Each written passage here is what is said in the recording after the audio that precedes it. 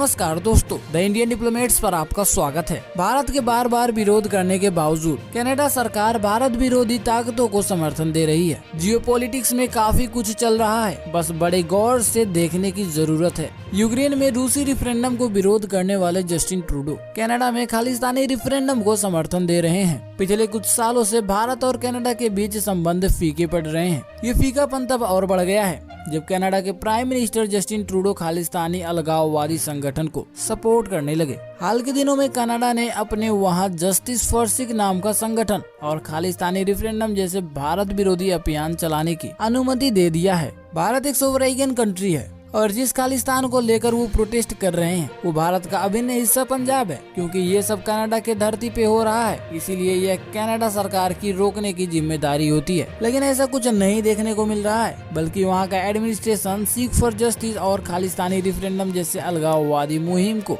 मदद दे रही है। सिख फॉर जस्टिस नाम के संगठन ने अपना दूसरा जनमत संग्रह यानी कि रिफरेंडम 6 नवंबर को पॉल कॉफी एरेना मिसिसागा में करने का योजना बनाया है। भारत सरकार को इस रिफरेंडम की खबर मिलते ही विदेश मंत्रालय तुरंत एक्शन में आया। भारत ने एक और नोटिस देकर इस बार ओटावा यानी कि कनाडा को 1985 में सम्राट कनिष्क विमान जो कि एयर इंडिया उड़ान 182 की बमबारी की भी याद दिला दी, जिसमें अटलांटिक महासागर के ऊपर एक सिख आतंकवादी द्वारा उड़ा दिया गया था। विमान धमाके की पूरा मामला यह है कि एयर इंडिया फ्लाइट 182 एक एयर इंडिया की उड़ान थी जो मॉन्ट्रियल, लंदन, दिल्ली, बॉम्बे मार्ग पर उड़ान भरा करती थी। 23 जून 1985 को कनाडा के सिख उग्रवादियों के द्वारा लगाए गए बम परिणाम स्वरूप अटलांटिक महासागर के ऊपर 31,000 फीट की ऊंचाई पर मॉन्ट्रियल से लंदन के रास्ते में विस्फोट हुआ और हवा में ये बिखर गया। विमान के अवशेष आयरलैंड के तट से लगभग 190 किलोमीटर दूर समुद्र में गिरा, जिसमें सवार सभी 329 लोगों की मृत्यु हुई। मरने वालों में 268 कनाडाई नागरिक, 27 ब्रिटिश नागरिक और 24 भारतीय नागरिक शामिल थे। एयर इंडिया फ्लाइट 182 की बमबारी एयर इंडिया के इतिहास में सबसे घातक विमान घटना है और ये 11 सितंबर 2001 के अमेरिका में हमला से पहले दुनिया का सबसे घातक आतंकवाद घटना था।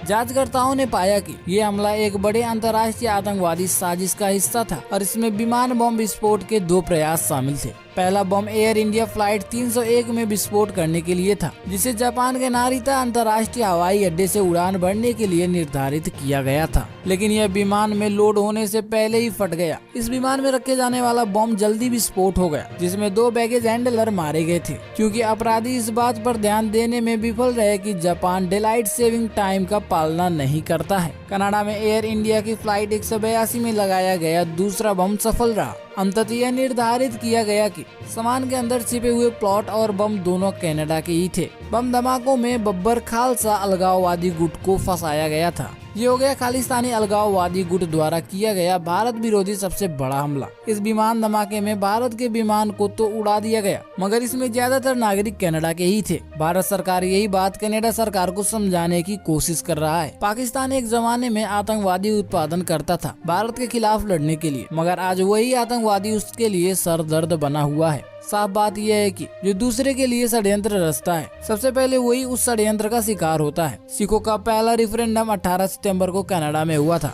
विदेश मंत्रालय के इस चेतावनी से क्या कनाडा सरकार खालिस्तानी के खिलाफ कुछ एक्शन लेगी या नहीं? आप अपना राय हमें कमेंट करके बताइए। बाकी ऐसे ही अपडेटेड रहने के लिए द इंडियन डिप्लोमेट्स को सब्सक्राइब करके बेल नोटिफिकेशन को ऑल पे सेट कर लीजिए। मिलते हैं अगले वीडियो में।